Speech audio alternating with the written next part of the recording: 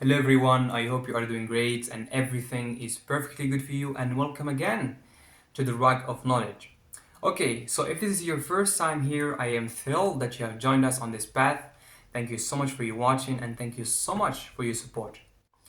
Okay, so today we are embarking on a foundational exploration of cultural studies, a field or an interdisciplinary field that interrogates how meaning is shaped, constructed, cultivated, and circulated in our everyday life.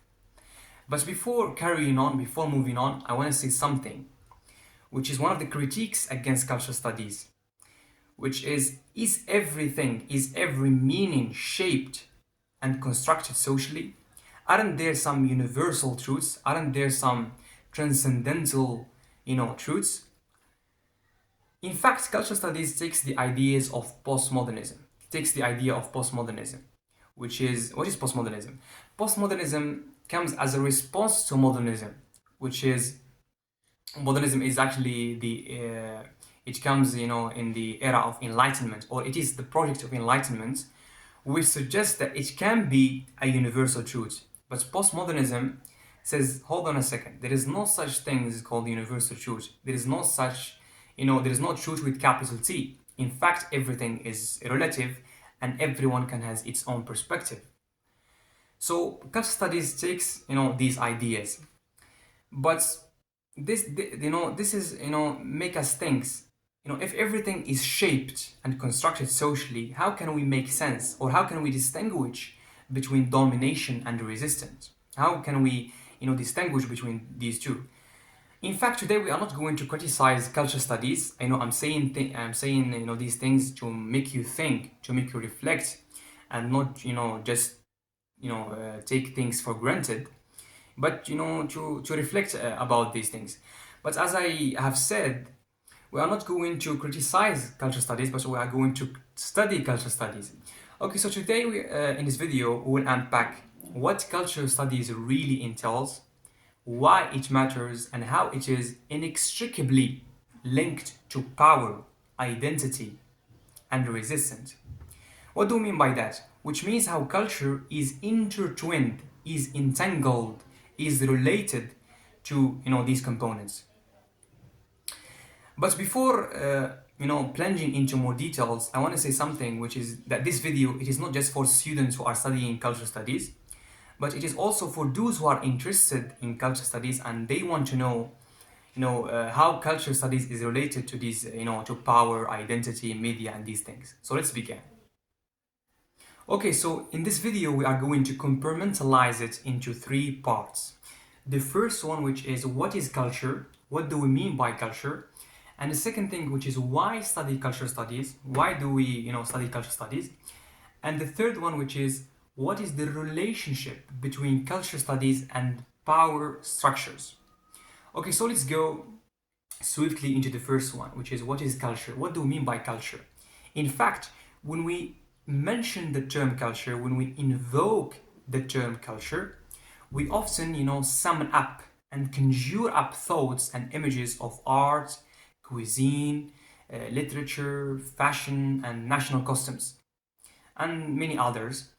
In fact, in culture we can categorize it into two components, which are material components and non-material components. So what do we mean by material components? Material components, which are the things that are tangible, and non-material components, which are the things that are intangible, we cannot touch, untouchable. Okay, in fact, culture in cultural studies is far more deep than that.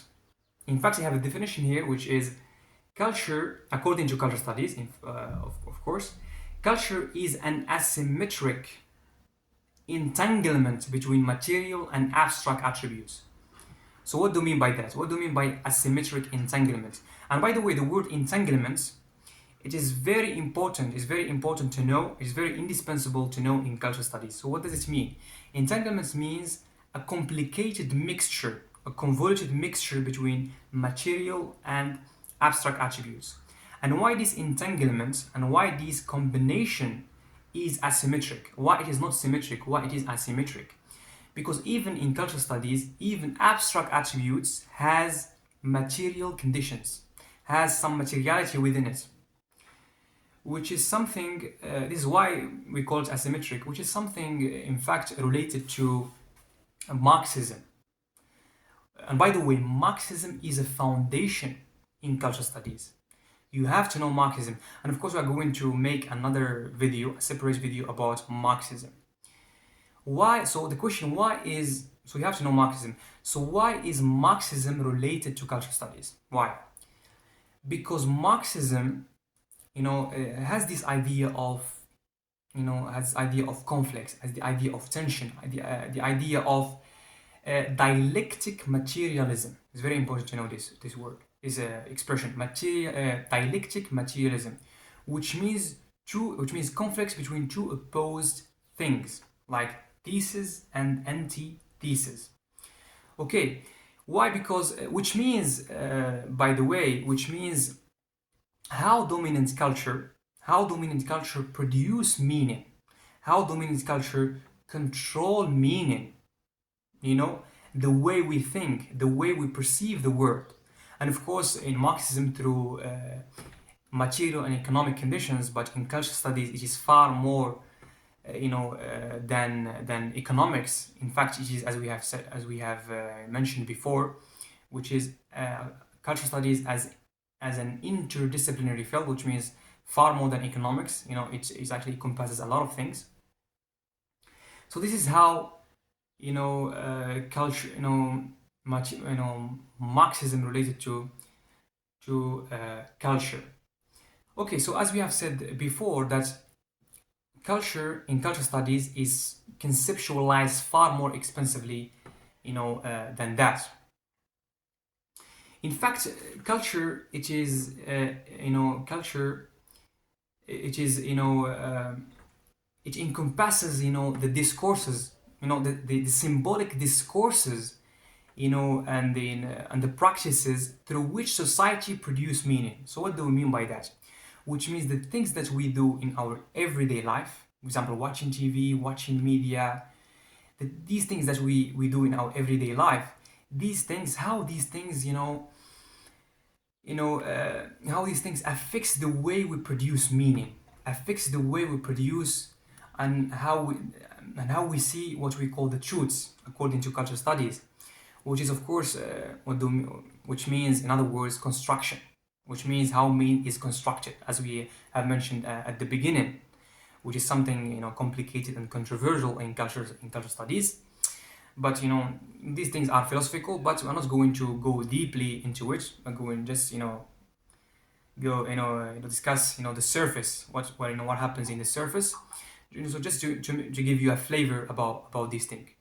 Okay, so culture, it is embedded in language, in rituals, in fashion. It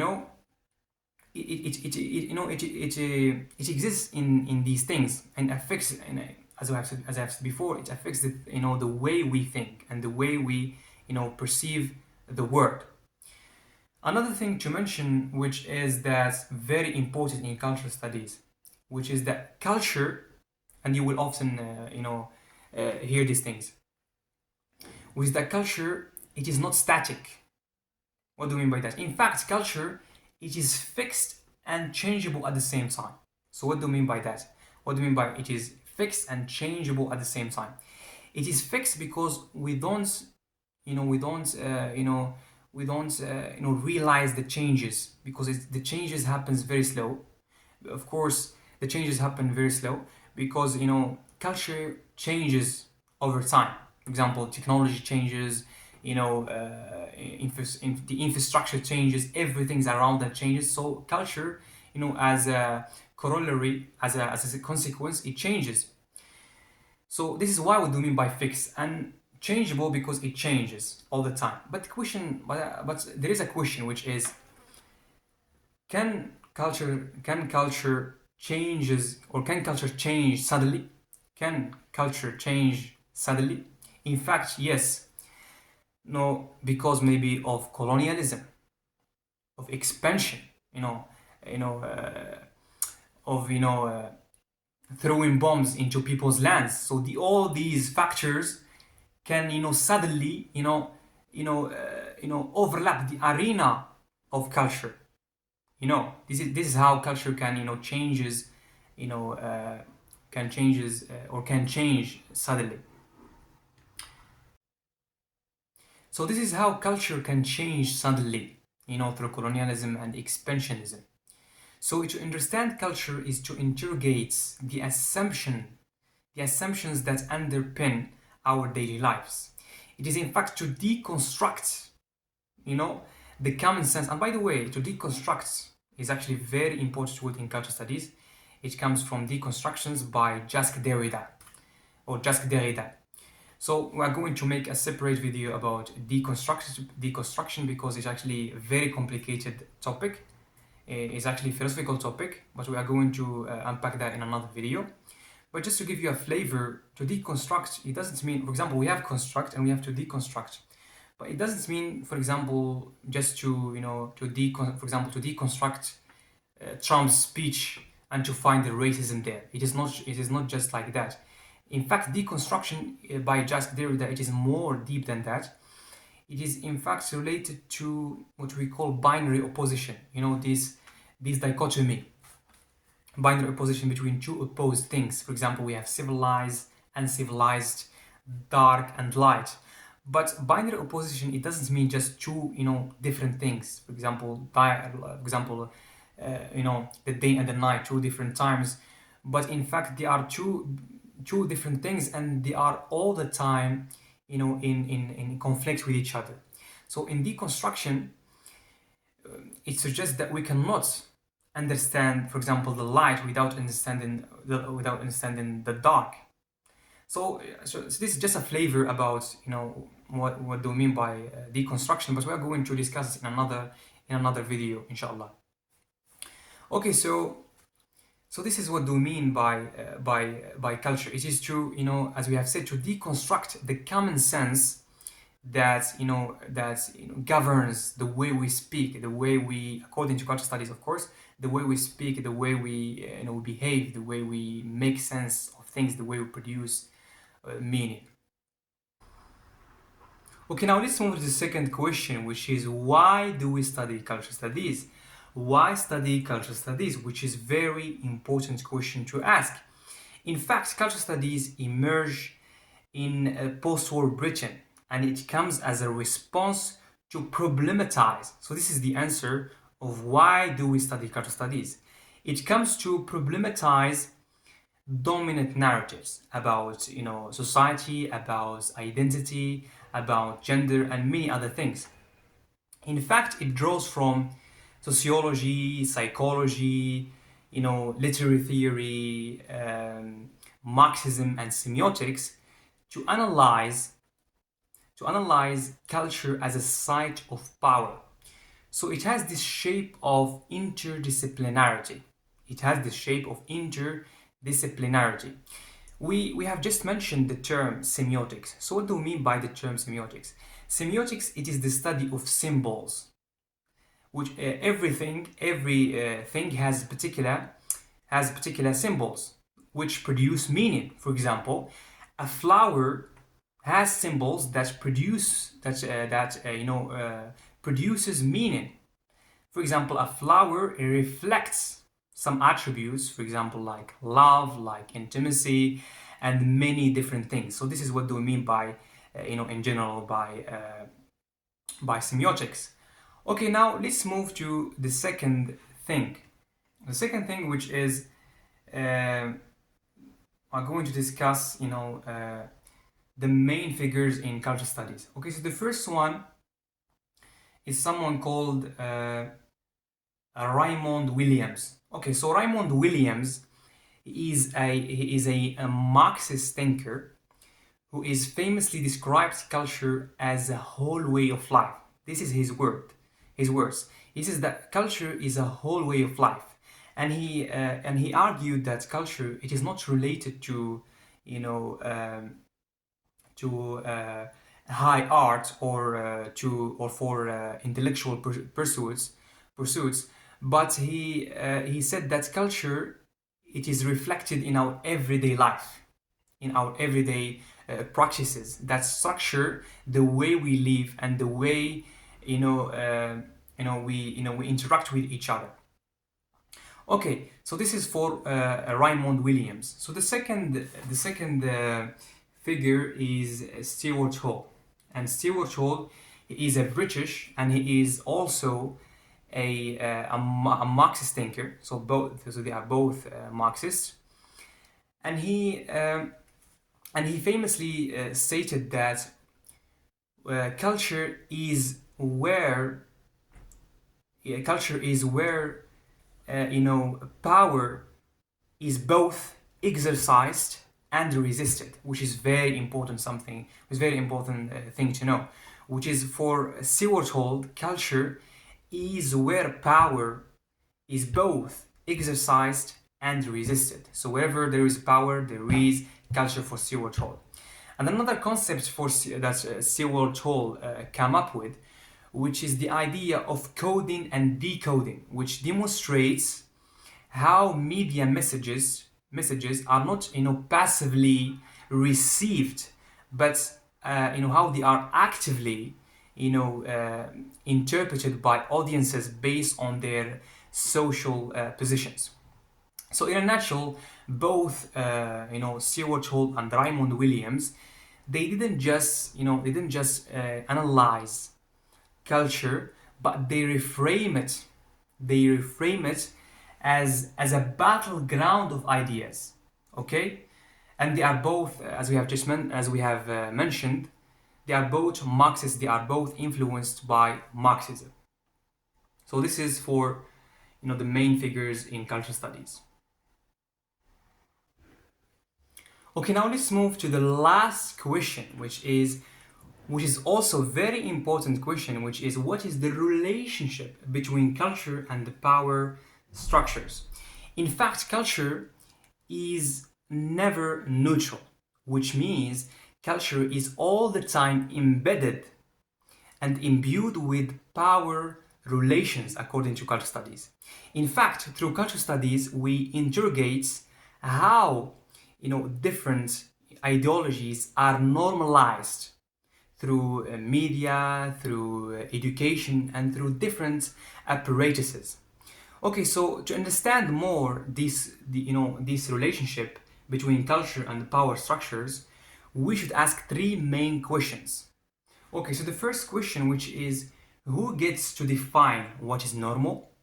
The second question, whose voices are amplified and whose are marginalized? The third question, which is how do culture texts reinforce or subvert social hierarchies?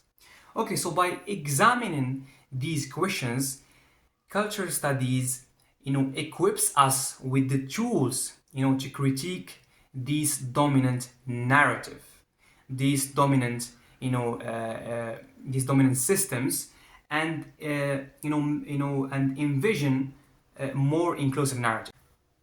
Okay, in a sense, culture studies is not just an academic discipline, but it is a tool.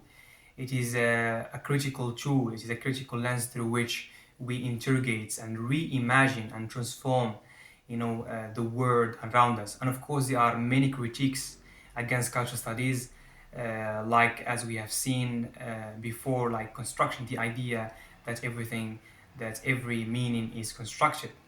Okay, so in this video, in fact, we have only scratched the surface. In upcoming videos, we are going to discuss in the works of other figures like Judith Butler, Michel Foucault, Edward Said, and many others. Each of whom has reconfigured the way we understand culture, power, and identity. So please let me know in the comments, what does culture mean to you? What does culture mean to you? And thank you so much for your watching. Stay tuned for more coming videos, and that's it. Bye bye.